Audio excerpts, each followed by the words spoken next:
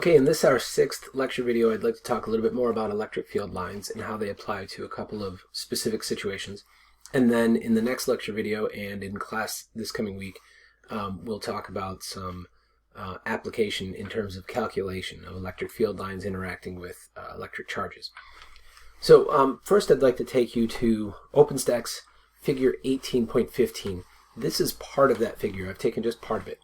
And in this drawing, OpenStack did not include electric field lines anywhere on the drawing.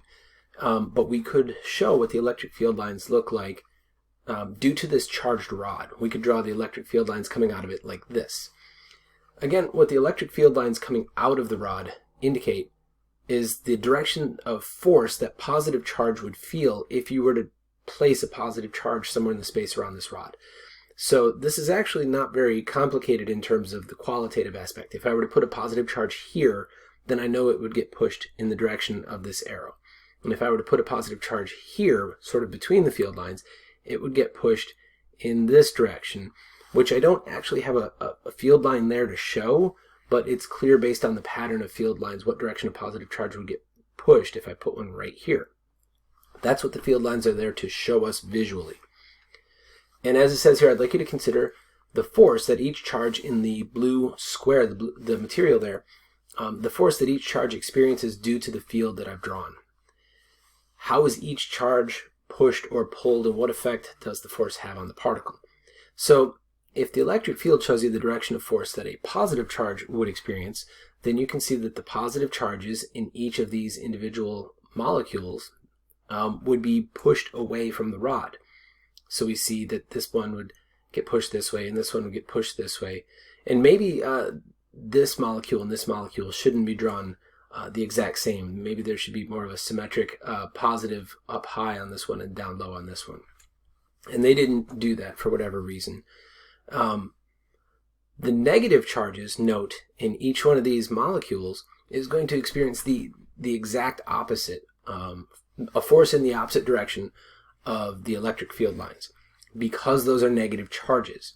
So if the electric field lines are by definition what direction a positive charge would experience a force, then a negative charge would feel a force in the exact opposite direction. So each of these negatives would feel an attraction to the rod, therefore a force in the direction opposite the field lines.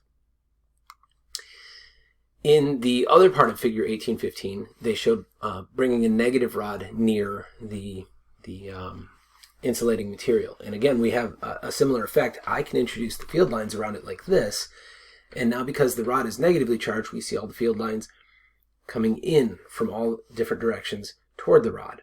And sure enough, we can see the molecules in the insulating material over here.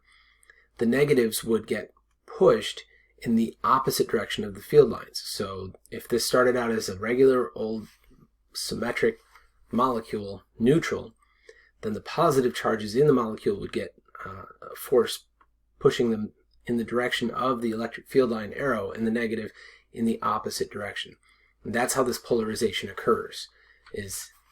You can think of it in terms of opposites repel, opposite charges attract and like charges repel. And that's what the electric field lines are showing us, not something more than that for the direction of the lines. And of course, the calculation shows us a little bit more than that. Again, we'll come back to doing calculations soon. What I'd like to point out first is this, though. With the part of figure 18.15 where there was a conducting material near the charged rod, the charged rod has this electric field with the lines drawn pointed inward for every direction, and these are sloppily drawn. They should come all the way in and touch the rod. But the conducting material over here, the charges experience forces due to the electric field, the proximity of this charge, and they're actually free to move because it's a conductor. So the negative charges actually move in the opposite direction. They accelerate in the opposite direction of the field lines. The negative charges that start here experience this field, which would push a positive charge this way. The negative charges therefore actually get pushed in the opposite direction, and they do move to the other side of the conducting material. And the positive charges move in the direction of the field lines. What I'd like you now to consider, though, is the effect that the field has on the charges in the conducting material, and then on top of that, the field that the charges inside the conducting material, the field that they make an electric field that looks like this. Each of these positive charges actually has an electric field radiating out from it in every direction. And the negative charges have a field pointing into them from every direction. And we don't usually want to draw every charge's field all overlaid on top of each other because it gets very confusing. But what I can see right here is that the electric field due to this rod is pointing generally to the left inside this conducting material. That's these arrows. And then the electric field due to the charges in the material, once the charges are separated, I have a bunch of positive charge here and negative charge here, so the electric field lines will emanate from the positive and into the negative. That is to the right inside the conducting material.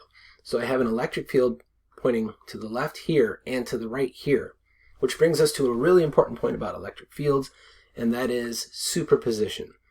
The electric fields in a single place due to multiple charges will add together. So what would happen if you had a vector pointed to the left and a vector pointed to the right acting in the exact same place at the exact same time? They add together in such a way that they could add to 0. And if they don't add to 0, they at least add to closer to 0 than if they were all pointed in the same direction. This ends up meaning that in a steady state scenario, meaning that you're not waving the rod around, it's just placed there, the net electric field inside a conductor is 0.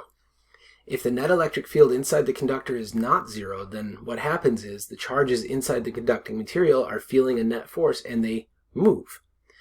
Once they've finished moving, that means they're at a point where they are no longer getting pushed or pulled. So they're not experiencing a net force. That can only be true when the net electric field is 0. So when I say in a steady state scenario, what I mean is after you've given it a little bit of time for the charges to move around as they can.